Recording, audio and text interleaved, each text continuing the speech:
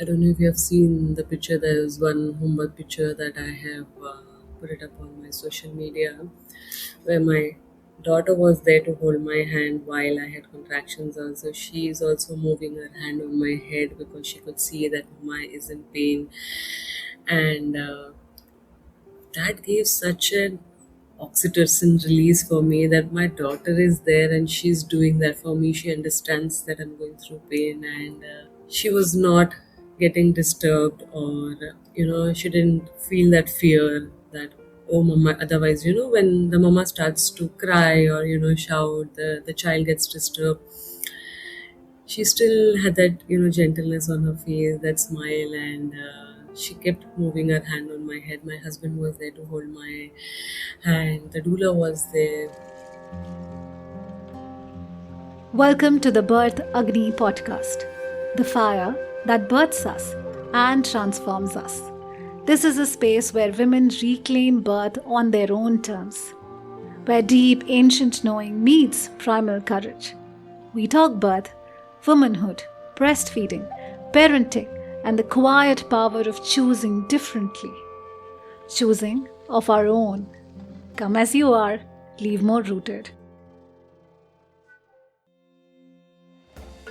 I'm Divya Kapoor, a childbirth educator, lactation counselor, trainee traditional midwife, and doula, disintegrating the politics of birth, one story at a time. A VBAC at home, also called an HBAC, home birth after cesarean. Why did this dentist, a medical professional, now a diastasis recti specialist, vaginal steaming practitioner, postpartum doula, prenatal postnatal fitness expert, Preeti, decided to have a home birth after already experiencing a VBAC in the hospital? What did she know that factored in her decision? How was her experience? How did she plan her care? And how did her experience differ from that at the hospital to what it was at home? Please note that the decision to birth at home should always lie with the parents, with complete information. Birthing at home is the most supportive of the biological process, yet it is not for everyone.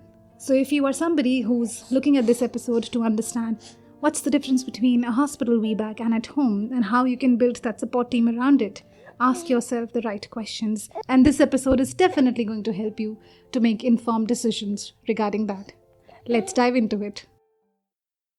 Hi, Preeti. Welcome to the Birth Agni podcast. It's been a year. We wanted to have you last year, but we are finally sitting together talking about your home birth, your decision to birth at home after a hospital VBAC.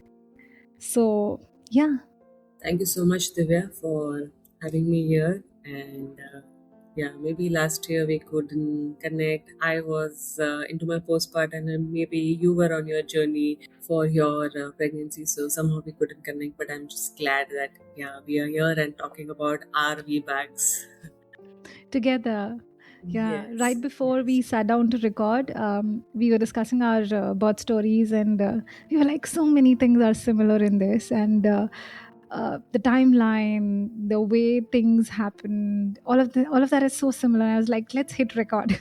Let's And just the doula that we wanted. yes, and the rule all we wanted is the same.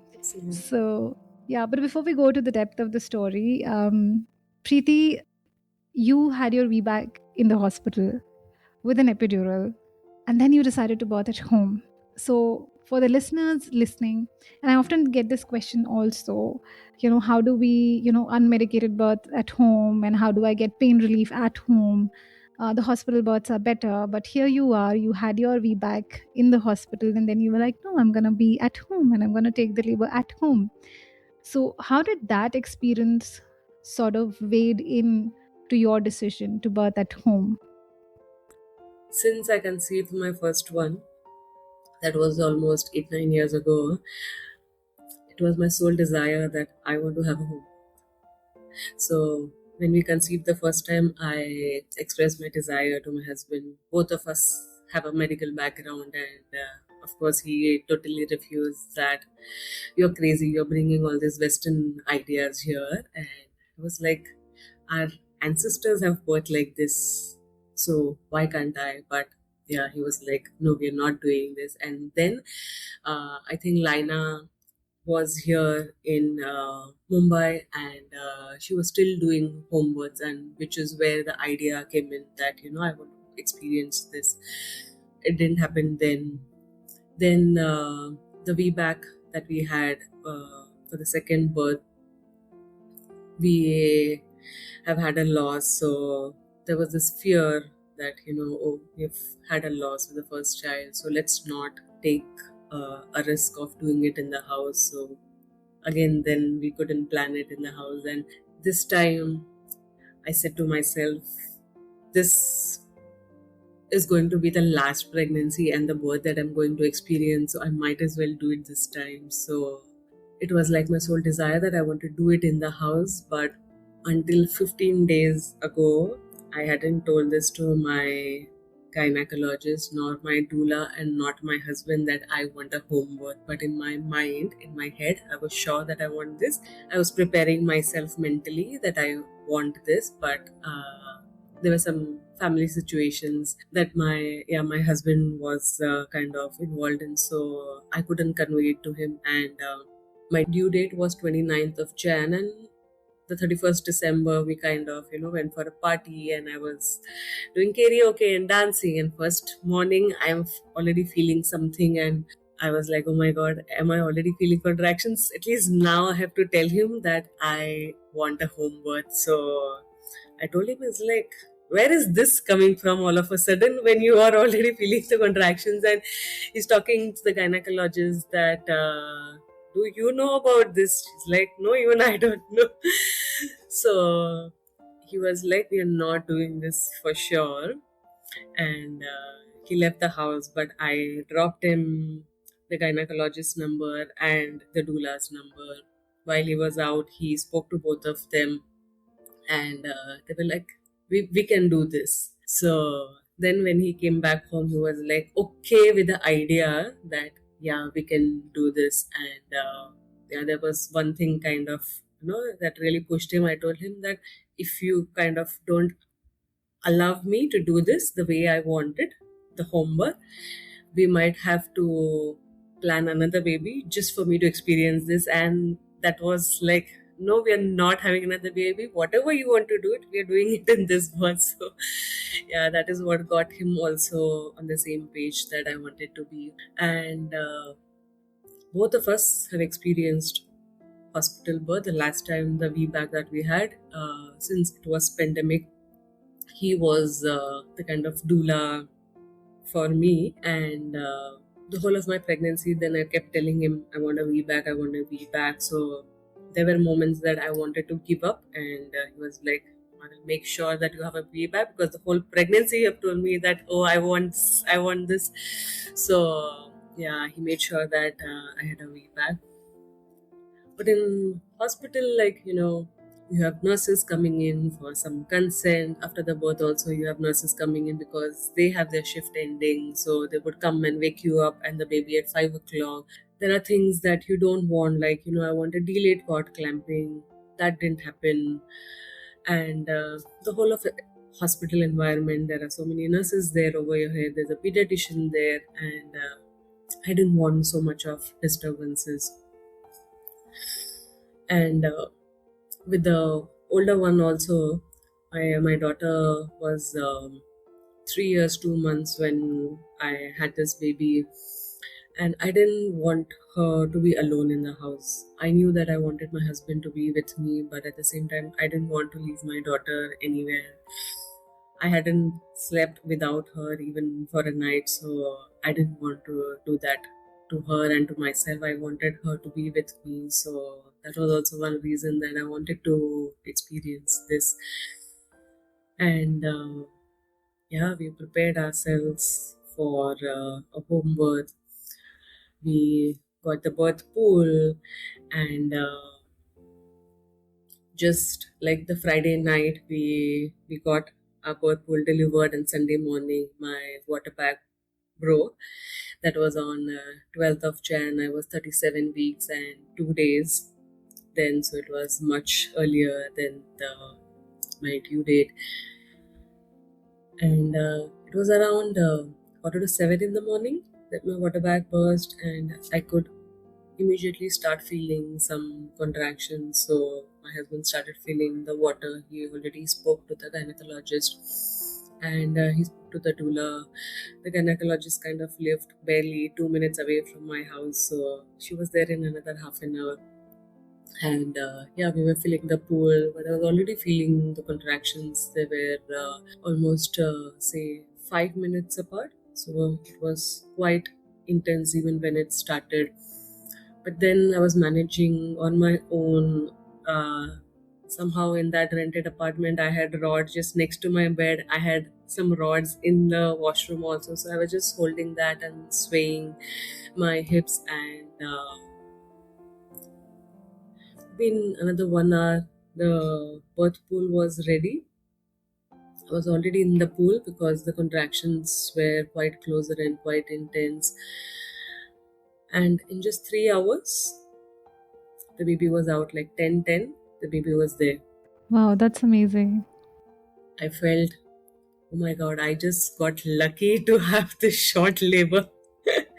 While the previous labor, they went on for quite long. The first one, when I started with the labor with my first baby, it was my first one, so I was kind of maybe not prepared about things around labor and birth. So just when the contraction started, I was already at the hospital, and doctor told me you're just 1 centimeter dilated, and yeah, it will take some time. The labor wasn't going ahead, so they induced me. Contractions kept coming in, but yeah, I wasn't dilating enough. Even after 12 hours, there wasn't much difference. But the contractions that came in, that were like very intense, and I was not able to take that. And that is when I said I'm okay to go for a C-section, because I couldn't take that pain. The same pattern I saw during the second labor also, that when I went to the hospital, doctor told me you're 1.5 centimeter dilated, and it kind of reminded me immediately of my first labor.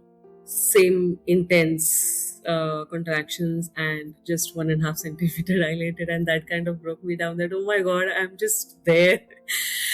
And after a couple of hours also, when doctor checked me, I was still the same. So I started making connection to the first labor, that even in the first labor it was like this. Maybe again this time I will have to go for a C-section, because I was just not able to take the pain then.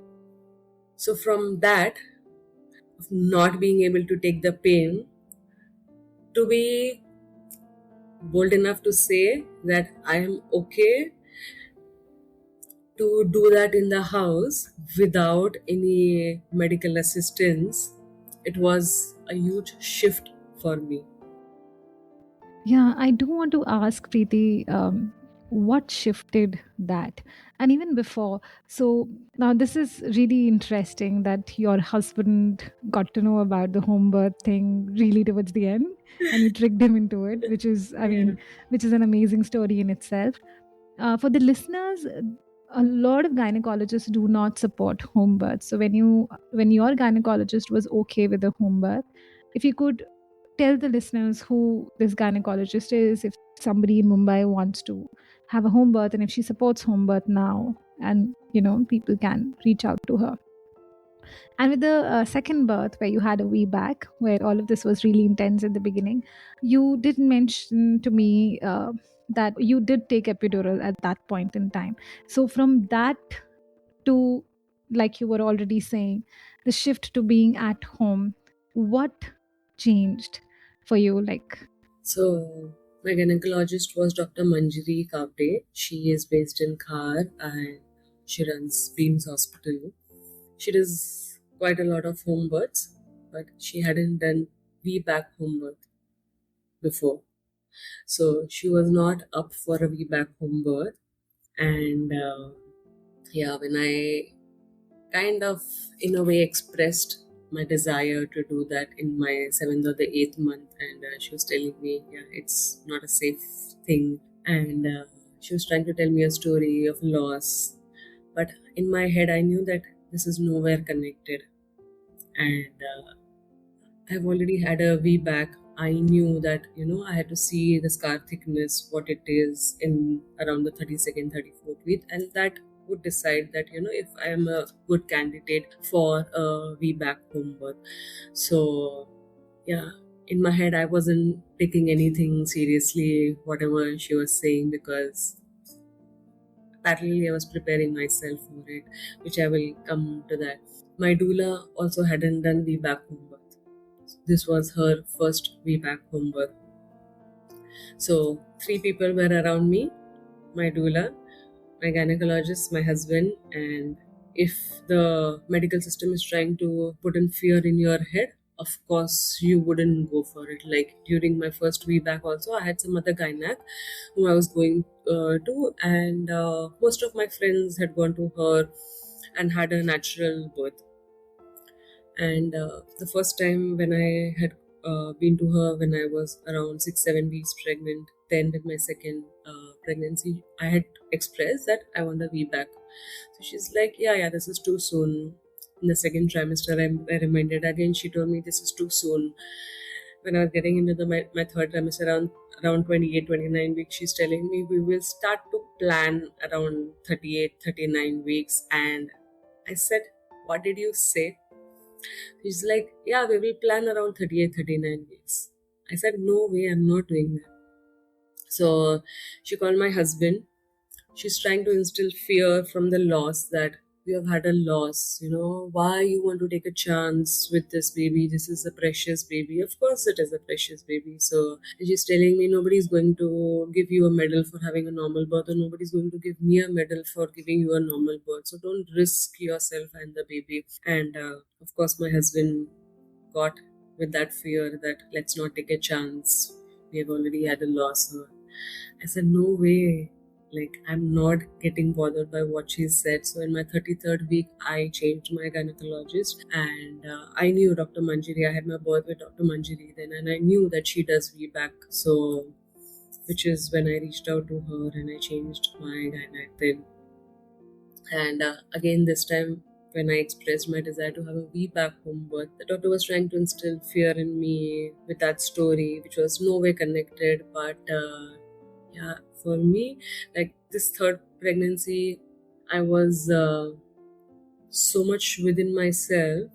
There were barely any medication that I did, barely any ultrasound, just 3 ultrasound the whole pregnancy. I barely did any checkups with her. I would just kind of go once in 2 months for her to know that I'm going to birth with her. But maybe by the third one, I felt like a pro and that I know all of it, and which is why I didn't go. I was also wanting to listen to my body, that what my body is telling me, and I want to go by that and not what the gynecologist is telling me. And this is something that I would say our body is very wise. It tells us each and everything that it needs. Even the baby would tell us what it needs, and we just have to go by that rather than trying to shut down our ears to our own instincts and our body and our baby and try to listen to other people around us. So, yeah, this time I went by what my body, my instincts, and my baby was telling me. So, that itself was a huge shift start beginning from the pregnancy. And when it comes to preparing myself, I reached out to one of my mentors. Like, I've done a couple of courses around postpartum doula, and rituals around postpartum. So during my pregnancy, I just reached out to one of my mentor, and I was having a conversation with her on Zoom, and she just asked me that, what is it that you fear? And she was trying to help me rethink about what is it that brings in fear. What do you see yourself as when you're birthing this time? If you would like to sketch or paint that, or just kind of picture that. And when she was asking me, my eyes were closed and I could see a lioness. And she had asked me to draw that or paint that. I didn't do that, but that visual I had even when I was birthing, that when I would close my eyes, I would just see that picture, that how strong the lioness is, and that is what kind of made me fierce and fearless for that bird, that I can do it by myself. I'm prepared for this. Did you have a background on like knowing that women were having a home birth and that's a possibility for you? And did that kind of also help you gain that confidence from the stories of other women who've had home births, that it's possible for you? Because sometimes subconsciously, even that works out for us. So since the second pregnancy, I had this thing that the desire of having a VBAC. So I was part of VBAC support groups on Facebook, and this was not in India but outside India. This was a global group, and there were so many of them who were doing VBAC home birth. So I knew that this was a possibility. I have been in touch with a lot of midwives, read a lot of books by midwives. I have been in touch with Red Miller, who is also a midwife now based in Singapore, but she used to run the birth center in South India. So I knew that this is possible. But just the day before I birthed on Sunday morning. Saturday afternoon, I was talking to my aunt, my Masi, and she told me that my Nani, my grandmother, she has delivered one of my mama, my uncle, in the house. And I never knew that before, or nobody ever spoke about home birth before. And that gave me such a kind of a strong sense of connection, that one of my ancestors have done this. If she can do it, I can do it too. And yeah, that made such a huge difference for me, just knowing that my Nani has done this. So yeah. Yeah.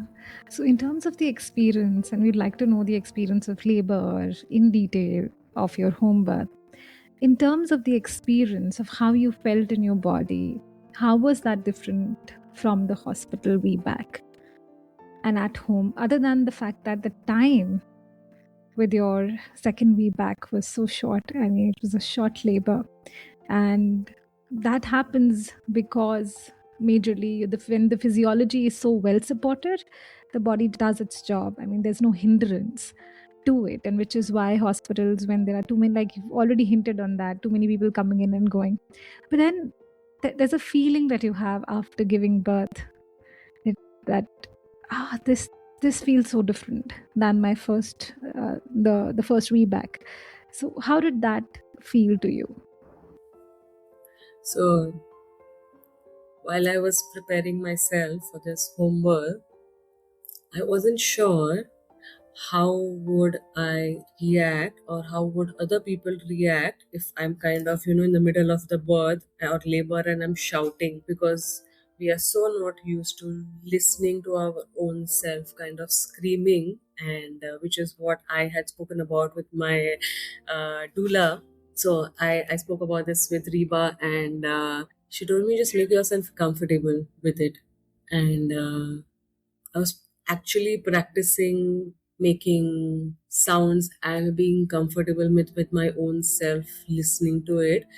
And then when I was in labor, it didn't matter that if anybody around is listening, because I made myself comfortable with my own voice, that I am okay listening to this, and it doesn't matter if people around can listen to it or no, if they are commenting on it or not. So Yeah. this was also a small practice which I did, and I kind of knew the things that I was uncomfortable with, which I kind of gradually worked on. That yeah, this is what makes me uncomfortable. I'm going to work on this.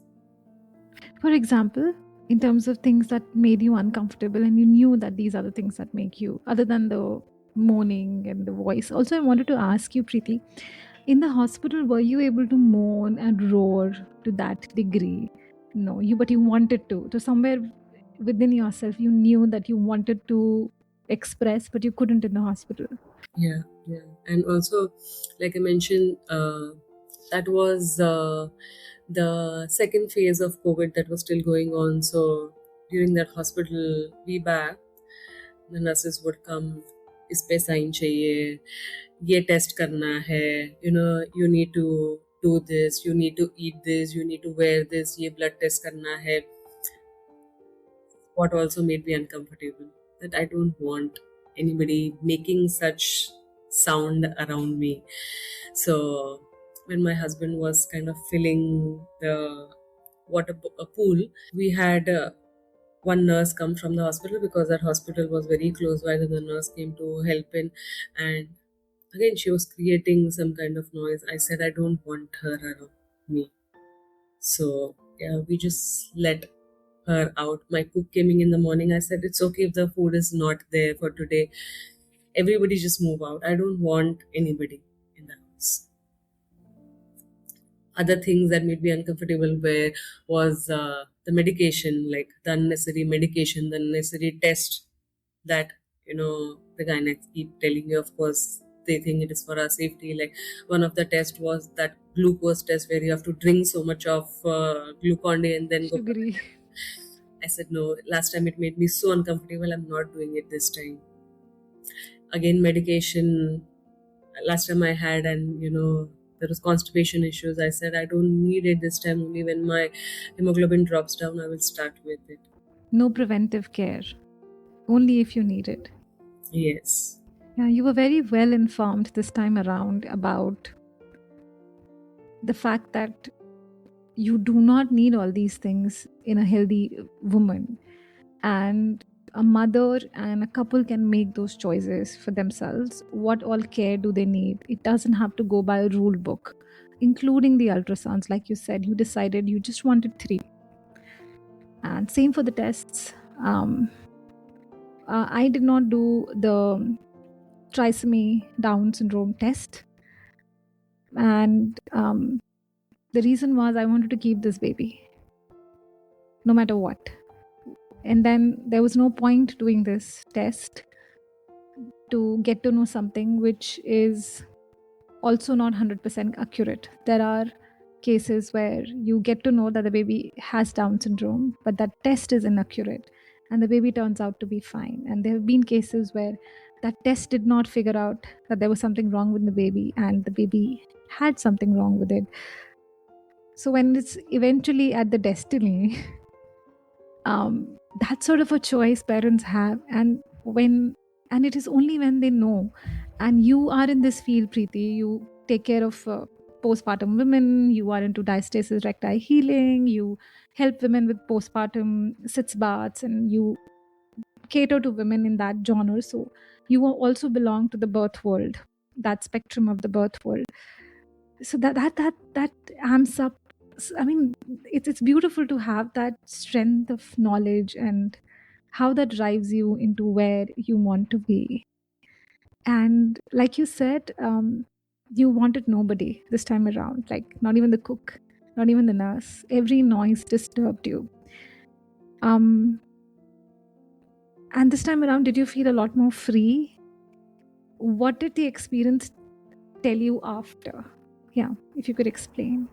So, I don't know if you have seen the picture. There's one Mumbai picture that I have put it up on my social media, where my daughter was there to hold my hand while I had contractions. Also, she is also moving her hand on my head because she could see that my is in pain, and that gave such an oxytocin release for me, that my daughter is there and she's doing that for me. She understands that I'm going through pain, and she was not getting disturbed, or she didn't feel that fear that, oh mama. Otherwise, when the mama starts to cry or shout, the child gets disturbed. She still had that gentleness on her face, that smile, and she kept moving her hand on my head. My husband was there to hold my hand, the doula was there. So the experience was so different, I cannot tell you. Of course, There were times during the labor that I was crying that, just give me a painkiller. And I also knew that, this time my doula had told me that just when you think that I cannot do this, and I cannot take this anymore, that is kind of the transition, and you're very close to the birth. So while I was saying just give me a painkiller, I knew I was very close to the birth.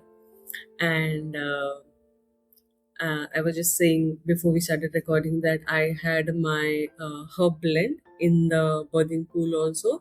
So the color had changed, the water color. Otherwise, it would have been like, transparent, and you could actually see what is there inside. But this was like a little brown tinge because the herb blend I boiled, and I was adding that herb blend to the birth pool. My baby was already out and nobody could see, and I'm telling them that the baby is out, and they're like, oh, we cannot. So I held the baby, and I could feel, just during the last contraction, that I could feel the baby's head, and maybe the next contraction the baby is going to be out. And it was just me who could feel that. And I told the gynac and my husband that the baby is already out, can you just bring the baby? And that was one surreal moment.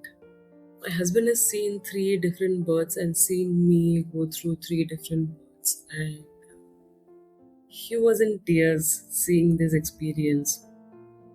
And I've never seen him crying, because that birth itself felt so magical. Our daughter being next to us, and I'm still in the pool. I'm just holding my baby. There is no rush to cut the cord. And just for the next 30-35 minutes, I was still in the pool holding the baby. My daughter kept looking at the baby. My husband was there, all 4 of us together. And nobody is there to disturb us or to rush us with things, or no doctor is there to check the baby immediately. Like for the hospital birth a week back also, I didn't want the doctor to immediately take the baby from me and have the baby under that bright yellow light to check the baby. But then I was just so elated with 2 things, that I have my baby back and I had a VBAC. So nothing mattered more to me then. But yes, there was these things that I didn't want, but I had to let go of these things, that I wanted the baby to be there with me for the first hour or couple of hours. And yeah, that didn't happen then, but yeah, this time. And all through the labor, I was just kind of visualizing. And even before, when I was doing my meditation, I was visualizing the birth. This was one thing that I was visualizing, that after the birth, all 4 of us are sleeping on the same bed. And during the labor also, I kept telling that, I just want all 4 of us to sleep together. And I delivered 10:10. By 12:30, all 4 of us were on the bed sleeping, taking our nap together. So after almost 45 minutes to an hour, I got myself outside the pool. The doctor checked me, and she was willing to give a suture, but I said I don't want it. I haven't seen myself down also, but I trust my body for healing it, and I trust my postpartum herb blend that I have, that I'm going to do my sitz bath and steaming with that, and I don't need a stitch. So she said it's okay. I went in for my first bath with that same herb blend, and my husband cut the cord then, and that is when they weighed the baby. We didn't give the baby a bath, we just wrapped the baby, and the baby was there next to us. It was after the birth that I finally took a painkiller, and yeah, we did the breast crawl first. The baby latched, and then I went in for the bath, and then yeah, we slept. So like the house was empty, nobody was there. After 2 hours, we just had our house help, and we hadn't told any of our family members that we are doing a home birth this time.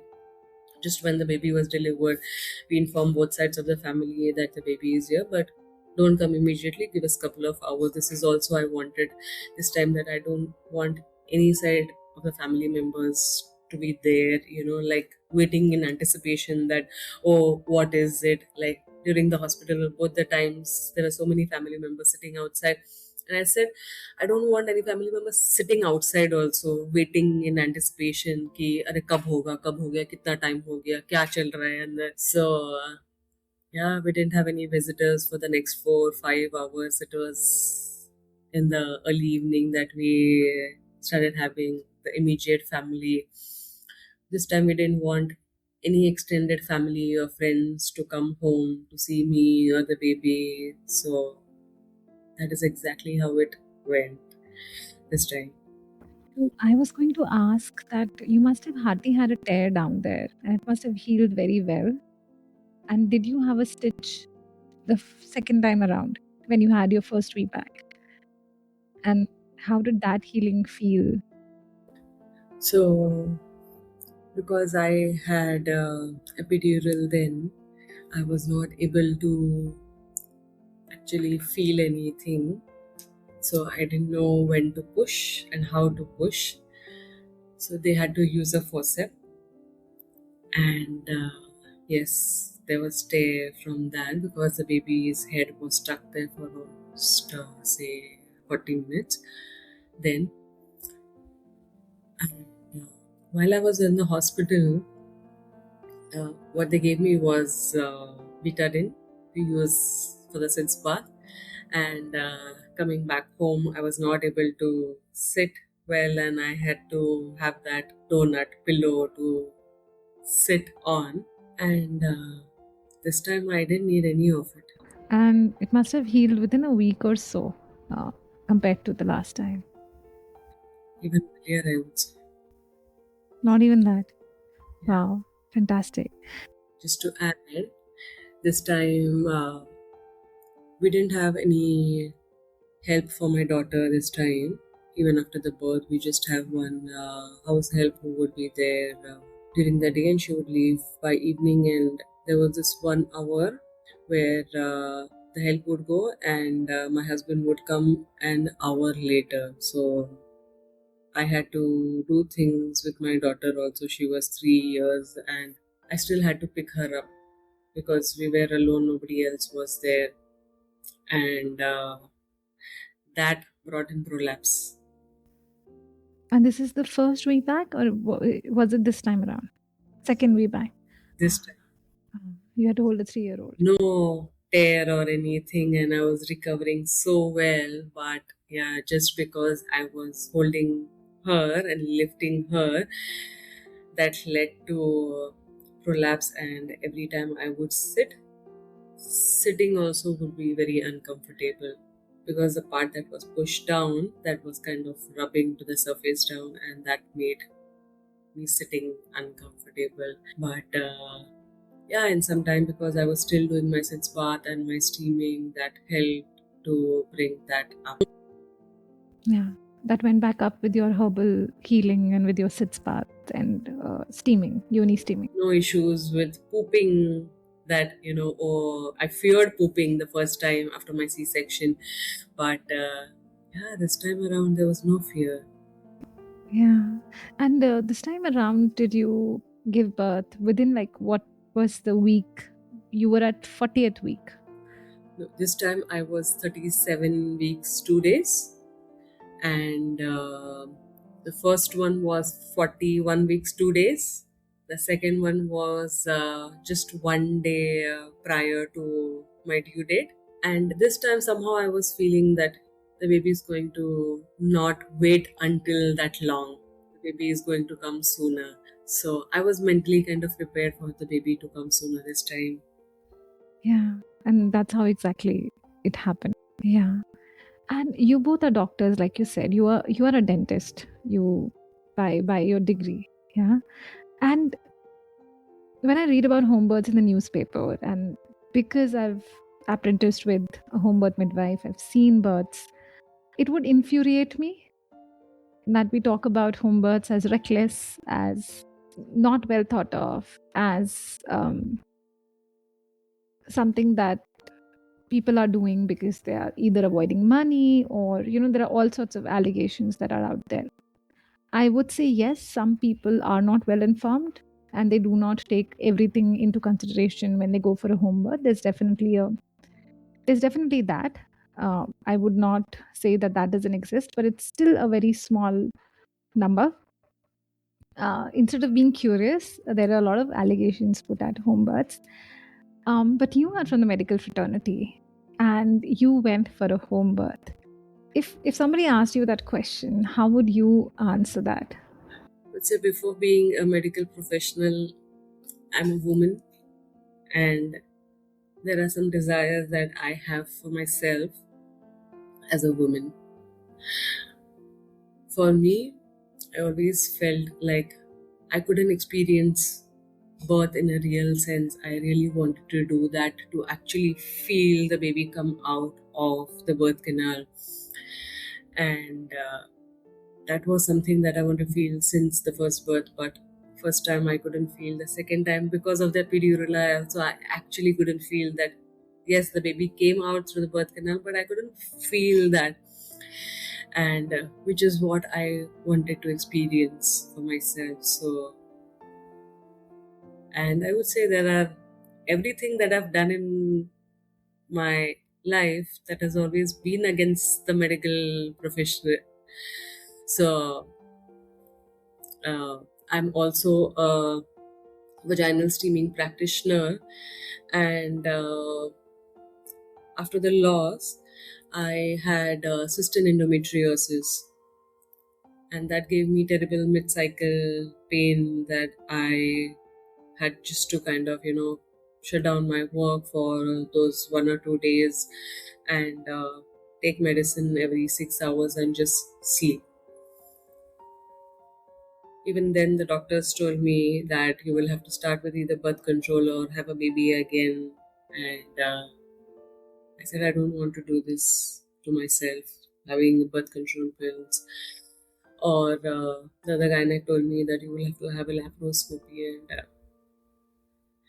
so even then, I kind of went against the medical advice that the doctors were telling me to do. And I believed in myself and the practices that I was doing, and that is what helped me get rid of the cystic endometriosis. Naturally, I conceived naturally, where the gynaec told me that you will have to undergo a laparoscopy. So my mind doesn't work like a medical professional. So yeah, I'm way too different when it comes to this. Like being a medical professional, the first thing that they would do is to reach out to allopathy. I'm not that kind of a person. I believe in natural practices and listening to your body and how emotions kind of run your body, or how emotions kind of bring in symptoms that you see. And that is how I have always worked. And that weighed in your favor. So you do believe, and if you have seen the result of that, there's a space for a human body to function, which is beyond the medical preventive care. I mean, we can take care of ourselves with our natural methods, and then if you really need help of the medical care, they're always there. Yeah. So even with diastasis, there are so many clients who come to me and they tell me that my doctor has advised me a surgery. And that is what I tell them. There are exercises. Give exercises a try. If that doesn't work, option of surgery is always there. Or even for any kind of menstrual related issues, what the gynecologist is telling you, those medical advices or treatments are always there. But just give natural healing modalities a try first, and then reach out to those options. And you must have seen amazing results with those first when they're done diligently and with faith. Yeah. My diastasis clients, they've never needed a surgery ever. Yeah. Wonderful, wonderful. Thank you so much, Dr. Preeti, for sharing your homeward story with us, for sharing the experience of having given birth in a hospital and then the home, and the difference between, and the aspect of and for all the listeners who've already heard a lot of episodes on the podcast, would know that the aspect of privacy, the aspect of how birth works and how your hormones function, it needs a sense of safety. It's a sensual process, and that does not happen when you're disturbed so much in the hospital. And when you described your experience of not wanting anybody, that was a testament to the fact that your body does not need anybody at that time, and that works in our favor. Let me add that the postpartum recovery is way different. Yes. Like with my C-section, I had certain kind of pain that came in after a week, and I had to leave my baby in the house, go get an ultrasound done to see if there was anything, and uh, so that was horrible. I had to take antibiotics and painkillers for almost 15 days because that the pain refused to go. And this time around, I barely took antibiotics and painkillers for just 3 days. Antibiotics I took just to be on the safer side because the doctor told me take at least for 3 days, and that is how I took it for 3 days. And then I stopped because I knew that there was nothing that was used around me that would, kind of force me to take an antibiotic. So me moving around, doing things way different, and even emotionally also. Like the second time when I was coming back home with the baby, I had this certain kind of rage in me that maybe I might harm the baby. I was telling my husband then after the VBAC, and this time emotionally I was so much better. So yeah, postpartum recovery, your breastfeeding journey is way different when there are no interventions. I resonate with this so much. So when you speak about the rage, even the second time around, I understand that even the second time around, the experience was so disconnected. You felt that disconnect in the postpartum. And that's what you did not feel. It came full circle for you. Like the entire cycle of hormones were able to function the way they should. So the bliss of postpartum was there, which we often talk about. But because women are not experiencing that, we have a lot of anxiety we see, and then we question that anxiety is normal postpartum, and women in the past over glorified motherhood. But you do feel that sort of a love for the baby. It definitely gets nurtured with time, but there is that connect that gets lost when the birth experience is not good enough.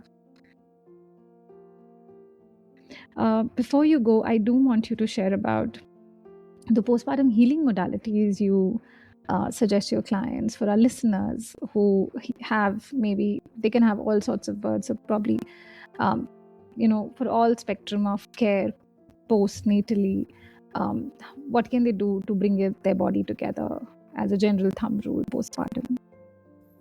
So postpartum rest, postpartum food, and postpartum rituals, and the support system that you need to have around you to get that rest.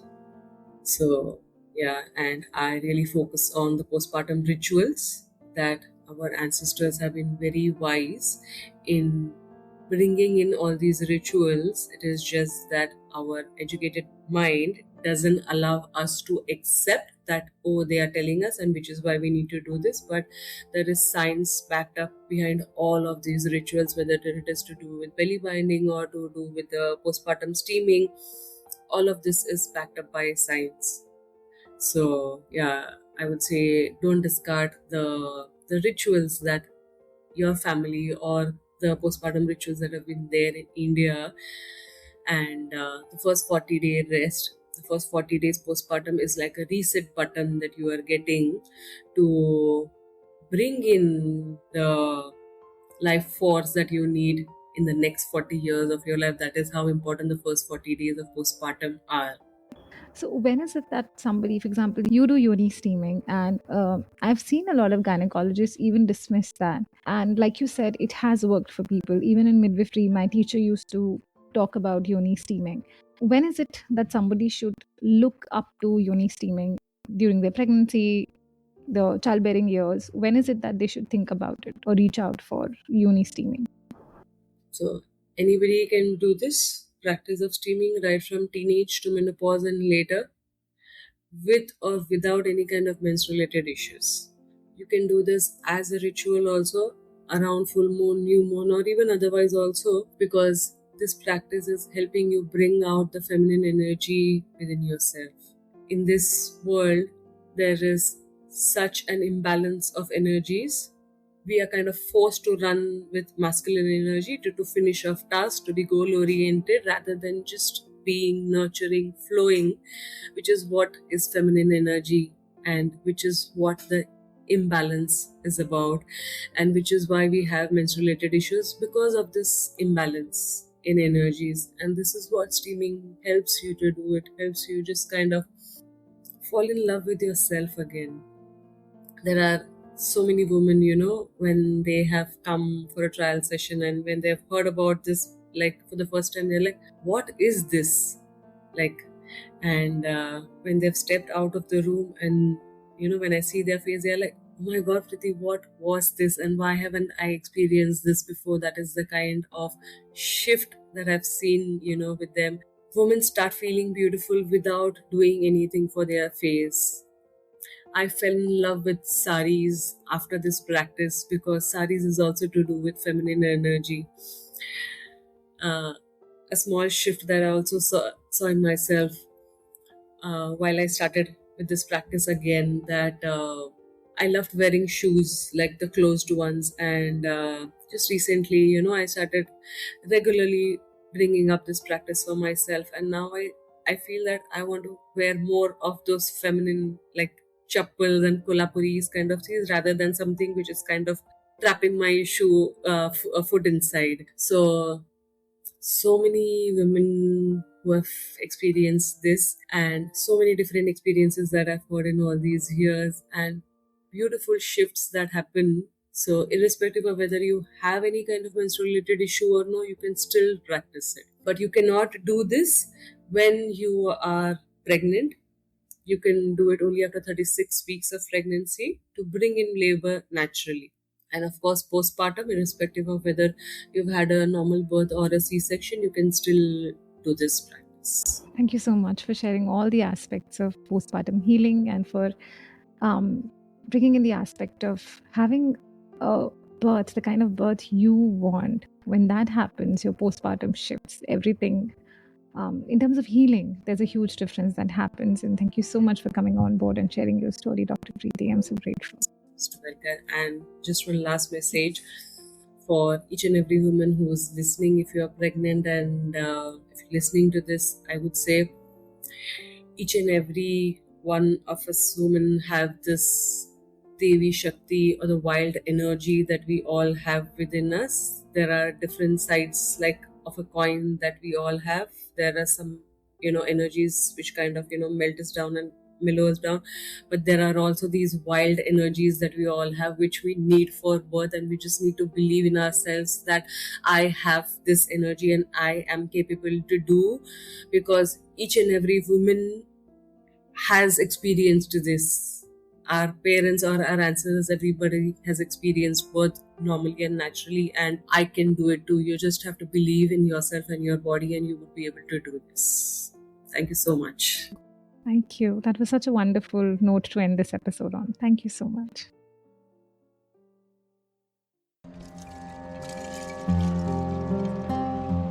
There is a field beyond fear, where the body is empowered to take on labor and birth. To land there, it is crucial to take birth education.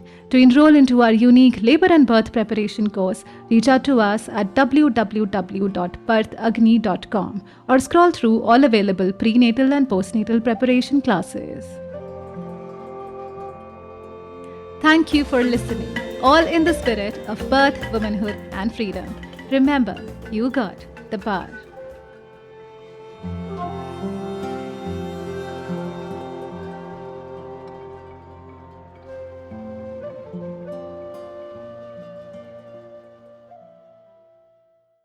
This podcast is about physiological birth and does not offer or claim to provide medical knowledge or diagnosis. Starting a podcast with poor recording tools in the market? It was painful until I found Zencastr. Its high-quality audio and video recording along with the option of a backup makes it super sturdy and a savior at times. With an easy-to-use dashboard and super convenient tools for advertising campaigns such as reels and videos, Zencastr is my comfort choice. Go to zencastr.com/pricing and use my code BIRTHAGNI BIRTHAGNI, and you will get 30% off of your first month of any Zencaster paid plan. I want you to have the same easy experiences I do for all my podcasting and content needs. You may also explore their free hobbyist plan to begin with.